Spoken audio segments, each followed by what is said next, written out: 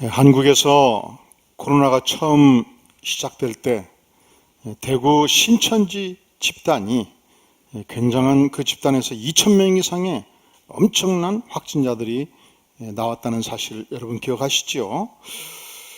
그런데 또 한편 서울 모 교회와 인천의 모 교회에서 이 1,000명 이상 되는 교회인데 확진자가 다녀간 것이 확실해졌어요. 그래서 전수조사를 했는데 단 한 명도 전염이 안 됐다는 사실이 밝혀졌습니다.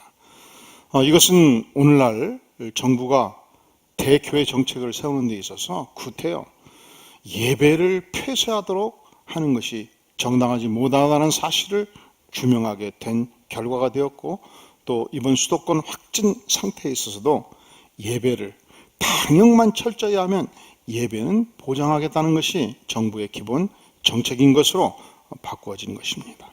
자, 그러면 어떻게 해서 한 집단 안에 이렇게 엄청난 확진자가 나오게 되었는가? 제가 자세히 자료들을 살펴보니까 몇 가지 이유가 있더라고요. 첫째로 이 31번 확진자가 굉장히 무지한 행동을 많이 했습니다. 코로나의 증상이 엄청나게 있었어요. 그런데 열심히 신천지 집단의 예배에 참석을 한 것입니다. 그 안에는 이런 확신이 그 집단 안에 있었던 거예요. 우리가 믿는 신이 열심히 예배하면 반드시 우리를 지켜주리라.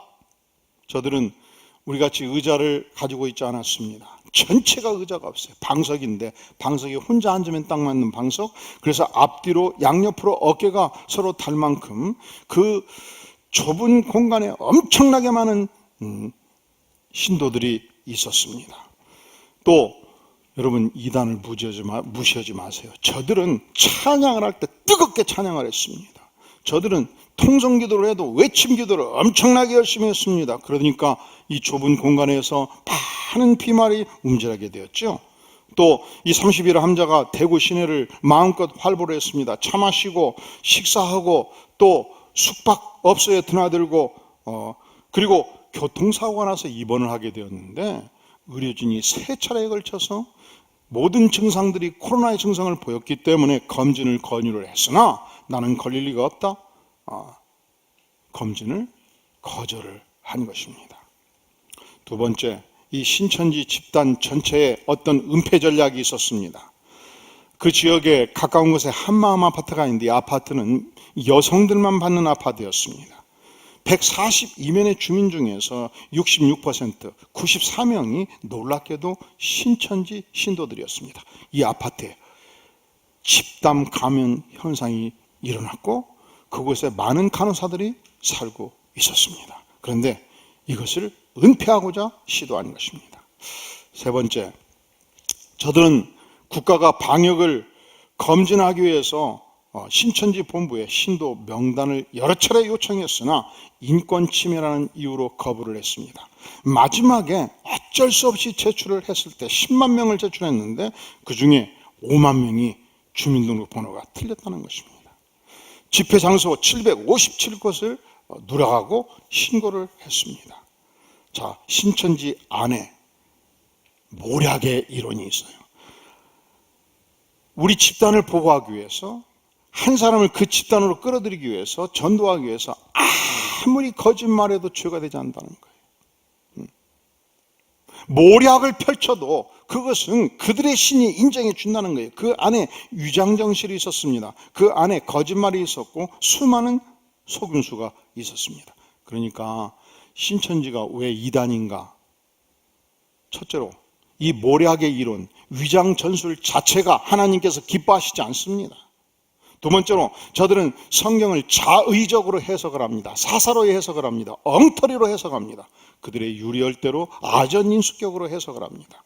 결정적으로 신천지가 이단인 것은 교주 이만희 씨가 자칭 메시아입니다. 내가 예수다, 내가 구세주다, 그렇게 주장을 하는 것입니다. 오늘 골로새 말씀은 그 시대의 골로새 교회 안에 이단적 요소가 있다는 것을 밝혀주고 있습니다. 무엇이 이단적인 요소인가? 신앙을 파괴하는 요소가 무엇인가? 첫째로 예수님 외에 인간을 우상화하면 이단적 요소고, 예수님을 머리 삼지 않는 삶의 태도, 예수님 외에 다른 인간을 숭배하거나 예수님을 온전히 교회의 머리로 삼지 않는 삶의 태도가 바로 이단인 것을 고발하고 있습니다. 우리 19절 같이 한번 읽겠어요. 시작. 머리를 붙들지 아니하는지라 온몸이 머리로 말미암아 마디와 힘줄로 공급함을 받고 연합하여 하나님이 자라게 하심으로 자라느니라. 머리가 누구십니까? 여러분, 교회의 머리는 언제든지 예수 그리스도십니다. 우리 인생의 머리가 누구십니까? 우리 인생의 주인이 누구십니까? 언제든지 예수 그리스도십니다. 예수님은 창조주십니다. 태초부터 계셨던 분이십니다. 요한복음 1장 1절에서 태초에 말씀이 계시니라. 말씀이 예수 그리스도십니다. 이 말씀이 하나님과 함께 계셨으니 이 말씀이 곧 하나님이시라. 예수 그리스도는 하나님이십니다. 만물이 그로 말미암아 지은 바 되었으니 지은 것이 하나도 그가 없이는 된 것이 없느니라. 세상 천지 만물이 예수 그리스도에 의해서 창조되었습니다. 예수님이 메시아인 것은 그분이 태초부터 계시니기에, 예수님이 메시아인 것은 그분이 전능하신 하나님이시기에, 예수님이 메시아인 것은 그분이 창조주이시기에, 창조주이신 하나님께서 요한복음 1장 14절 말씀이 육신이 되어 우리 가운데 거하셨다 말씀합니다. 전능하신 하나님께서 인간을 구원하기 위해서 인간의 몸을 입고 육신을 입고 우리 가운데 거하셨습니다. 그래서 본래 아무도 하나님을 본 사람이 없었습니다. 하지만 아버지 품속에 있는 독생하신 예수 그리스도를 만난 자는 하나님을 만나게 되는 것입니다. 베드로, 그가 예수님으로부터 사도로 부름을 받았습니다. 예수님의 말씀을 경청했습니다. 예수님과 함께 전도 활동을 펼쳤습니다. 그 예수님의 삶 전체를 보고 예수님과 함께 식사하고 예수님의 말씀을 듣고 예수님의 교훈을 들으면서 어느 날 예수님으로부터 질문을 받습니다. 너는 나를 누구라느냐? 너희는 너희가 목도한 너희가 만난 나는 과연 누구냐? 그때 베드로가 고백합니다. 주는 그리스도 하나님의 아들이십니다. 예수님은 메시아십니다. 예수님은 구세주십니다. 그렇습니다. 예수님 한 분이 구세주십니다. 예수님이 내 인생의 구세주요, 예수님이 이 교회의 구세주요, 예수님이 세계와 온 우주의 머리가 되십니다. 그런데 예수님께서 살아생전에 제자들에게 말씀하셨습니다. 마태복음 24장 4절에 보면 너희가 사람의 미혹을 받지 않도록 주의하라. 많은 사람이 내 이름은 와서 이르되 나는 그리스도라 하여 많은 사람을 미혹하리라. 그래서 오늘날도 여기저기서 내가 메시아라, 내가 예수라, 내가 구세라 주장하는 것입니다. 신천지 교주, 이 90세인 교주, 그가 지난주 금요일 날 구속 수감되었습니다. 그가 메시아라고 주장을 해요. 예수라고 주장을 해요. 그리고 그를 따르는 수십만 명의 신도들이 그것을 믿고 따라갑니다. 이단이지요. 죽전에 동아 솔레스테 앞에 가면 하나님의 교회라는 큰 건물이 있습니다. 그 하나님의 교회 교주가 안상홍인데 세상 떴지요. 그가 살아있을 때 자신이 자칭 메시아나 재림 예수라 주장을 했습니다. 통일교 교주 문선명, 그도 자신이 메시아라고 예수라고 주장을 했습니다. 그는 말하기를 예수 그리스도는 2000년 전 십자가의 죽으심으로 실패했다고 말해요. 그런데 내가 예수의 실패를 극복한 완성된 메시아라고 주장을 했습니다. 아니죠. 예수님께서는 하나님이셨습니다. 예수님께서는 우리 인생들의 죄가를 온전히 온몸에 안고 십자가의 죽으심으로 승리하신 것입니다. 죽으심으로 승리하셨고 그가 하나님이셨기 때문에 죽음을 극복하고 죽음을 이기시고 죽음을 뚫고 부활하셔서 믿는 백성에게 영생을 선물로 허락해 주셨습니다. 무엇이 역사적으로 이단인가? 무엇이 우리의 신앙을 파괴하는 요소인가?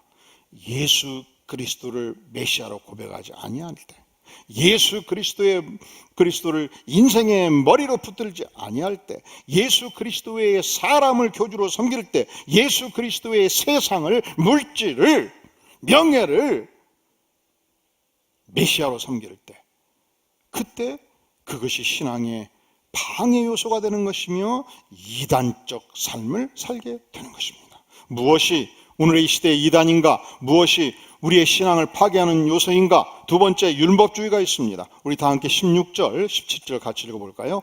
시작. 그러므로 먹고 마시는 것과 절기나 초하루나 안식일을 이유로 누구든지 너희를 비판하지 못하게 하라. 이것들은 장래의 그림자이나 몸은 그리스도의 것이니라. 그 시대에 이 골로새 백성들 안에 먹고 마시는 것으로 논쟁을 퍼는 자들이 있었습니다. 절기를 지키라고, 초하루를 지키라고, 안식일을 이렇게 지키라는 문제로 비판하는 세력들이 있었습니다. 구약시대 하나님께서는 이스라엘 백성들에게 엄격한 음식법규를 주셨습니다. 일체의 돼지고기를 못 먹게 하셨고, 갑각류, 개나 랍스타를 못 먹게 하셨고, 뱀이나 독수리, 이 맹독성 조류들을 먹지 못하게 하셨습니다. 그래서 오늘날도 이 규정을 다 지키려면 갈 수 있는 음식이 몇 개가 안 돼요. 하나님께서는 이스라엘 백성들이 그걸 지키도록 하셨습니다. 하지만 신약시대, 우리 예수님께서는 이 음식으로부터 신약시대에 예수님의 제자들에게, 그리고 오늘의 우리에게 이방인들로 하여금 자유를 허락해 주셨습니다. 그런데 이 골로새 교회 안에 유대 율법주의자들이 이것을 강하게 주장하였습니다. 유월절, 맥추절, 초막절, 각종 절기들을 지킬 것을 요청했습니다. 유월절이 무엇입니까? 이스라엘 백성들이 무려 430년 동안 애굽에서 노예 생활을 하고 있었습니다. 하나님께서는 하나님의 백성들이 온전한 자유를 누리도록 원하셨습니다. 모세를 일으켜 세우셨습니다. 그리고 노예 생활을 청산하도록 인도해 주신 것입니다.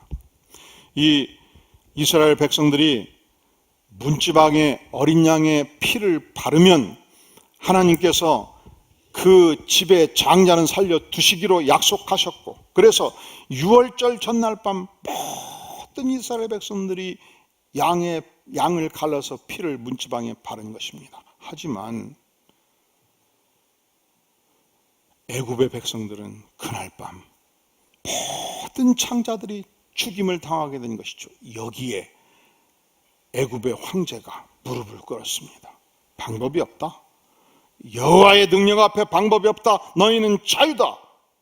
그래서 이스라엘 전 백성이 430년 노예 생활을 청산하고 출애굽을 했고 자유의 백성이 된 것입니다. 이날이 얼마나 소중합니까? 우리가 일제 36년 동안 치욕적인 삶을 살았습니다. 1945년도 8월 15일 자유의 기쁨을 누렸습니다. 그래서 그날 이후로 지금까지 우리는 8월 15일이 되면 천국에서 태극기를 걸고 그리고 자유의 그날을 기리지 않습니까? 하나님께서 이스라엘 백성들이 그 절기를 지키라고 했어요. 근데 어떻게 지키라고 했냐? 6월절 다음 날 무교절 일주일 동안에 일체의 먹기 좋은 음식, 그 당시의 주식은 유교병, 누룩으로 만든 빵이 주식이었는데 그것을 먹지 못하게 하셨고 무교병, 누룩 없는 빵을 먹도록 하셨습니다. 그것을 7일 동안 지키면서 하나님께서 이 백성이 주신 위대한 자유의 그날을 기뻐하라고 말씀해 주셨고, 그리고 신약시대 골로새 성도들에게도 유대 율법주의자들이 이 절기를 지킬 것을 계속 강조했다는 것입니다. 또한 출애굽기 20장 8절에 보면 안식일을 기억하여 거룩하게 지키라. 엿새 동안은 힘써 내 모든 일을 행할 것이나 일곱째 날은 내 하나님의 안식일인즉 너나 내 아들이나 내 딸이나 내 남종이나 내 여종이나 내 가축이나 내 문 안에 머무는 객이라도 아무 일도 하지 마라. 따라해 볼까요? 아무 일도 하지 마라. 근데 이것이 이 유대 사회에서 계속 굉장한 규정을 만들어가는 율법이 된 거예요. 예를 들어서 수해가 났습니다. 그래서 우리 집에 있는 소 10마리가 떠내려갔습니다. 호숫가에 빠져버린 것입니다. 그냥 놔두면 오늘 안식일인데 내일 아침이 나오면 다 죽을 것 같아요. 한 마리에 500만 원이에요. 10마리 그러면 얼마예요? 어떡합니까? 그래서 동네 청년들 10명 불러다가 소를 끄집어내려고 해봤더니 이게 아무 일도 하지 마라 율법에 걸린단 말이죠. 그러면 쉽게 포기가 돼요? 쉽게 포기가 되냐고? 안 되지요. 그래서 랍비를 찾아가서 어떻게 하면 되겠습니까? 했더니 랍비가 규정집을 열고 찾다가 방법이 있습니다. 청년들 10명이 들어가 소를 밀어내면 일이 되니까 밧줄로 묶어가지고 소를 보지 말고 어깨에 묶어서 산을 향해서 그냥 걸어가 버리면 됩니다. 그러면 일이 안 됩니다. 여러분 중에서 이스라엘을 여행하신 분들이 있습니까? 성지순례 가면요, 텔아비브나 예루살렘에 아주 신앙 좋은, 유대교 신앙 좋은 정통 랍비, 정통 유대교 신자들이 경영하는 호텔들이 있어요. 30층이 있어요.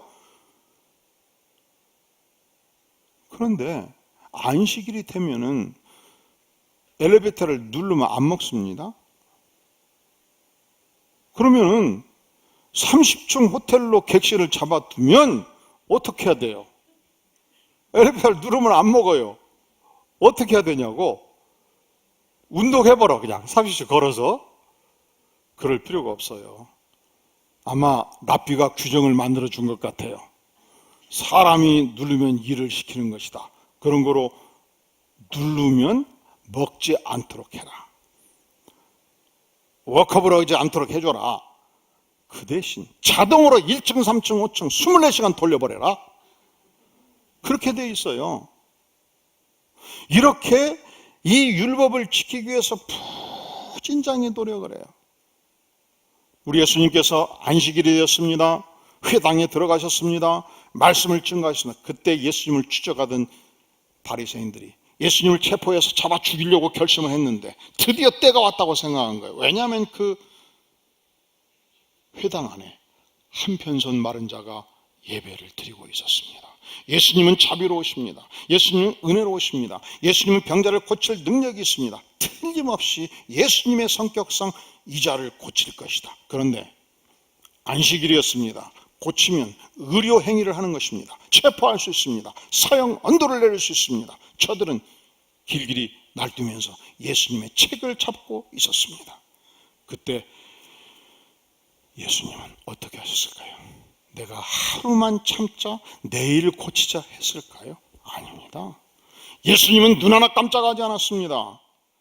예수님은 한편손 마른 자를 고쳐주셨습니다. 예수님은 안식일의 주인이라고 선언하셨습니다. 예수님께서 우리에게 안식일을 주신 것은 왜 주셨습니까? 하나님을 예배하라고 주셨습니다. 생명의 기쁨을 누리라고 주셨습니다. 심신을 여세 동안 충분히 일했으니 이제 온전히 쉬고 영적으로 무장하라고 주셨습니다. 영혼들을 돌보고 하나님을 묵상하라고 안식일을 주셨습니다. 이 안식일을 주신 본질적 목적에 충성하는 삶을 살라고 일하지 말라 말씀하신 것입니다. 예수님은 이 안식일의 본래적 목적에 충성하며 영혼을 온전히 살려주신 것입니다. 그런데 유대 그리스도인들은 논쟁거리로 만들고 있는 거예요. 율법주의자가 된다는 것은, 형식주의자가 된다는 것은, 의식주의자가 된다는 것은 율법의 본질적 목적에 충성하는 것이 아니고 사소한 규정을 따져가는 어리석은 삶을 사는 자를 말하는 것입니다. 그런데 이단에 이 율법이 많습니다. 우리가 사소한 율법에 매이면서 가장 본질적으로 중요한 목적을 게으리한다면 그것이 우리의 신앙을 파괴할 수 있다는 것을 기억할 필요가 있는 것입니다. 오늘날 무엇이 우리의 신앙을 파괴하고 무엇이 이단적인 요소입니까? 첫째로 예수 그리스도를 온전히 숭배하지 않는 삶, 사람을 숭배하는 삶, 물질과 세상을 숭배하는 삶, 신앙 파괴 요소고 이단적 요소죠. 오늘날 율법주의자인 삶의 태도, 지극히 치업적인 율법에는 충성하나 하나님께서 우리에게 주신 본질적인 목적을 소홀히 하는 삶, 그것이 바로 신앙 파괴 요소라는 것입니다. 세 번째, 극단적인 신비주의가 있습니다. 우리 다 함께 18절 말씀 같이 한번 봉독하겠습니다. 시작. 아무도 꾸며낸 겸손과 천사 숭배를 이유로 너희를 정죄하지 못하게 하라.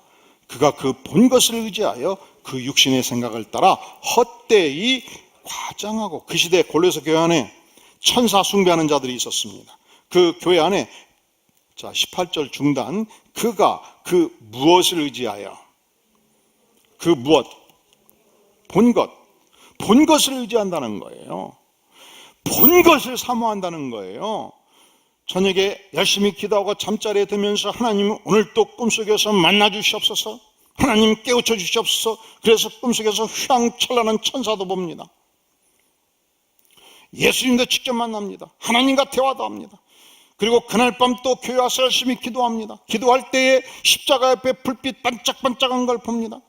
그곳에 비둘기도 보고 천사도 보고, 그리고 그 다음날 아침 10시에 모여서 성도들과 만날 때 어제 기도할 때 이 보았어? 못 봤어? 못 보면 아주 신앙이 약한 사람입니다.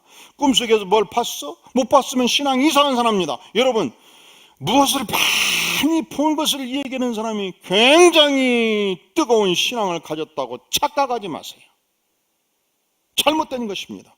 다시 18절 중간, 그가 그 본 것을 의지하여 저녁에 꿈도 꾸고 천사도 보고 십자가 옆에 비둘기도 보고, 그 본 것을 의지하여 그 육신의 생각을 따라 어떻게 헛되이 과장하는 것이 잘했다는 거예요, 잘못됐다는 거예요. 이 극단적 신비주의가 신앙을 파괴하는 악한 요소라는 거예요. 자꾸 보려고 하지 마세요. 보고 싶어요? 보고 싶으면 성경을 보세요. 왜 꿈속에서 자꾸 보려고 그러고 철야 기도할 때 자꾸 뭘 보려고 그래요? 본 것을 의지하면 그 육신의 생각을 따라 헛되이 과장하고, 그런 자들은 예수 그리스도의 머리를 붙들지 아니하는 자라, 그렇게 말씀하지 않습니까? 제가 신학교 다닐 때도 그런 친구들이 있었어요. 밤만 되면 삼각산 가서 그렇게 열심히 기도. 여러분, 기도 열심히 하는 건 중요해요. 그 기도 자체가 잘못됐다는 거 아니에요. 그런데 피몽사몽간에 뭘 자꾸 봐요. 그리고 그 다음 아침에 쉬는 시간마다 학교에서 그 본 것을 얘기해요. 그리고 푹 주무셔요. 그리고 저녁에 또 가셔요. 근데 지금도 목회를 그렇게 해요. 그 잘못 본 거예요. 그거 보아서 뭐 할 겁니까? 그렇게 보고 싶으면 저한테 오세요. 제가 그림책 보여드릴 테니까.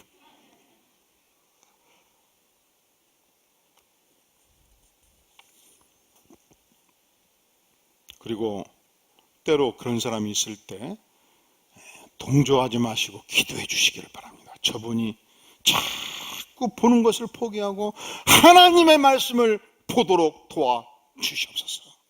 그리고 혐오되지 마세요. 그렇게 저분은 천사도 보고 예수님도 만나고 그러니까 참 신앙이 좋다, 영성이 뜨겁다. 아니에요. 성경이 아니라면 아닌 것입니다. 잘못된 신앙이고, 그러다가 이단에 빠지는 것입니다. 대부분 이단에 들어가는 그 길목 안에 극단적 신비주의자들이 있어요. 네 번째, 우리의 신앙을 파괴하는 요소, 이단적 요소가 무엇인가? 잘못된 금욕주의자가 돼서는 안 된다는 것입니다. 자, 21절에 23절 천천히 한번 같이 읽어보겠어요. 시작. 곧 붙잡지도 말고 맛보지도 말고 만지지도 말라는 것이니 이 모든 것은 한때 쓰이고는 없어지리라. 사람의 명령과 가르침을 따르느냐? 이런 것들은 자의적 숭배와 겸손과 몸을 괴롭게 하는 데는 지혜 있는 모양이나 오직 육체에 따르는 것을 금하는 데는 조금도 유익이 없느니라.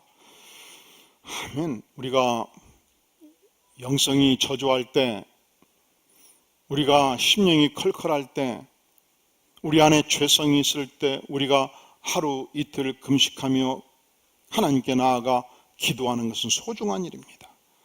우리가 3박 4일 기도원에 들어가서 하나님과 온전히 대면하며 기도하는 삶 자체는 굉장히 소중한 것입니다. 그런데 필요 이상으로 예수님이 40일 금식했으니 나는 41일 금식을 3차례나 한 위대한 사람입니다. 문제가 있는 거예요. 왜 문제가 있냐? 23절, 이런 것들은 자의적 숭배와 겸손과 몸을 괴롭게 하는 데는 지혜 있는 모양이라. 몸을 괴롭히는 데는 유익이 있다는 거예요. 그러나 오직 육체에 따르는 것을 금하는 데는 조금도 유익이 없느니라. 그것 자체가 자랑거리가 된다거나 그것이 일상적인 삶으로 바꾸어지는 것은 결코 바람직하지 못하다 말씀하는 것입니다. 초대교회 수도원 설립자였던 앤톤은 평생 동안 고행하는 삶을 통해서 그 고통을 온몸으로 경험하는 삶을 통해서 하나님을 체험하기를 원했습니다. 그래서 무려 30년 동안 단 한 번도 속옷을 갈아입지 않고 단 한 번도 발을 씻지를 않았대요. 가지고 세상 떴을 때 발밑에 두께가 3cm가 때가 꼈대요. 그것을 하나님이 그렇게 기뻐하시지 않는다는 거예요. 포기하세요. 초대교회 유명한 수도사 중에 시몬 수도사가 있습니다. 그 생애 마지막 36년 동안 15m 기둥 위에서 움막을 짓고 평생을 살았어요. 그는 이렇게 생각한 것입니다. 내가 진정한 영성을 갖기 위해서는 세상과 분리되어야 되겠다. 하나님과 어떻게든지 가까이 살아야 되겠다. 그래서 세상과 분리되는 것은 결국에 공중부양을 하는 것이다. 그렇게 평생 36년을 살았어요. 그래서 우리 신학계에서는 그의 이 별칭이 기둥성자 시므온 그래요. 기둥성자 시므온. 과거 우리나라의 양도천 목사라고 있습니다. 이분은 하나님과 가까이 살기 위해서 자신의 생식기를 자르고 계룡산에 들어가서 평생 수도에 정진을 했습니다. 그런데 마지막에 이상해진 거예요. 그래서 이단의 교주가 되었습니다. 대부분의 이단의 교주들이 이 극단적 신비주의 상태에서 이단으로 빠져갑니다. 우리가 일시적으로 금식기도 할 수 있어요. 또 우리가 이 세속적인 욕망 때문에 내가 하나님을 멀리했다면 우리가 일정 기간 기도에 몰두할 수 있습니다. 그러나 극단적인 금욕주의, 극단적인 신비주의는 하나님께서 결코 기뻐하지 않는다는 것입니다. 이 골로새 교회, 초대교회에 우리는 초대교회로 돌아가자고 외치지만 모든 초대교회가 정상적인 교회고 복된 교회고 이상적인 교회는 아니에요. 이 초대교회 골로새 교회 안에 이단적인 요소가 있었어요. 신앙의 파괴적인 요소가 있어요. 그래서 바울 사도가 강력하게 경고하는 것입니다. 첫째로 무엇을 경고합니까? 언제든지 예수님을 머리로 붙들라는 것입니다. 인간을 머리로 붙들지 말라는 것입니다. 세상을 머리로 붙들지 말라는 것입니다. 두 번째, 하나님이 주신 말씀의 본래적인 진정한 뜻에 순종하는 것이지 작은 사소한 율법을 붙들고 율법주의자가 되지 말라는 것입니다. 극단적인 신비주의자가 되지 말라는 것입니다. 쓸데없이 극단적으로 금욕하지 말라는 것입니다. 그렇다면 오늘날 우리가 이러한 신앙 파괴 요소를 극복하고 건강한 신앙 생활을 어떻게 해야 되겠습니까? 우리 기독교가 초기 AD 90년에서 150년 될 때까지 이 시대를 속사도 시대라고 그래요. 예수님의 제자들 그 다음 시대. 그 다음 시대의 교회 지도자들을 교부라고 표현합니다. 그래서 그 시대를 교부시대, 속사도 시대라고 말합니다. 그런데 당시 교부들은 성도들을 주로 세 가지 영역에서 집중적으로 훈련을 했습니다. 첫째로 철저하게 성경 말씀 훈련을 했습니다. 말씀을 깨닫고 말씀으로 은혜를 받고 말씀에 순종하도록 도움으로 그 시대 형식주의와 율법주의를 극복하도록 도왔습니다. 두 번째, 저들은 그 시대 철저하게 생활 실천 훈련을 했던 것입니다. 그리하므로 극단적 신비주의를 극복하도록 도왔습니다. 이번에 이 용인 보정동에서 현재까지 108명의 확진자를 냈던 우리 제일교회, 저는 교회 이름에 우리 교회라고 붙이는 것에 대해서 굉장히 마음에 거부감이 있어요. 왜냐하면 우리 교회 성도들하고 대화하면 막 헷갈려. 우리 교회는 기둥이 5개 있거든요. 아니 없어요. 그래요. 지금 기둥 몇 개예요? 눈에 보이는 게 5개 맞죠? 근데 상대방은 없어요. 그래야. 아니, 왜 우리 교회라고 이름을 지어서 자꾸 헷갈리게 만드냐고. 두 번째, 저는 꼭 광주 제일교회, 광교 제일교회, 이렇게 제일교회라고 쓴 것에서 약간의 거부감이 있어요. 아니, 다 교회는 서로 존중하고 똑같이 해줘야지 왜 우리가 제일이 돼야 되냐고. 이 두 가지 이름을 같이 가지고 있는 교회, 우리 제일교회에서 108명의 확진자가 나온 거예요. 그냥 목요일 밤 11시부터 3시 반까지 매주 철학 기도를 하는데, 이 교회가 보니까 자세히 살펴보니까 2초석 2단계열이라. 그냥 마치 클럽의 디스코장 같이 그냥 막 생음악을 막 비트 음악을 막 그냥 세게 때려놓고 막 춤추면서 막 밀착 접촉하면서 막 안수기도 하면서 막 극단적 신비를 체험하기를 원하는 거예요. 목요일 밤만 되면 크게 한다고 그러면 못 베기는 거예요. 우리가 주님을 만나러 가야지. 그러다 보니까 엄청난 밀착 접촉이 코로나 시대에 일어나지 않겠어요? 이 교회들이 좀 정신을 좀 차려야 되겠어요. 이런 시대는 집에서 기도하고 집에서 말씀 부는 훈련을 하면 안 됩니까? 이 중대재난본부 안전대책본부가 지침을 주면 좀 열심히 따라가면 안 되겠습니까? 교회가 예배는 드리되 철저하게 방역을 하면 되지 않겠습니까?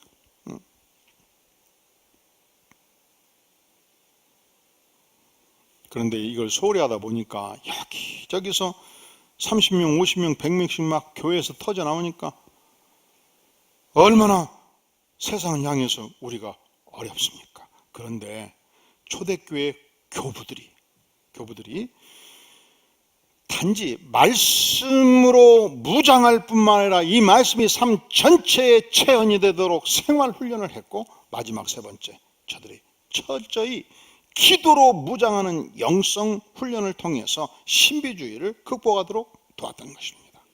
그리하여 200년이 지났을 때 AD 313년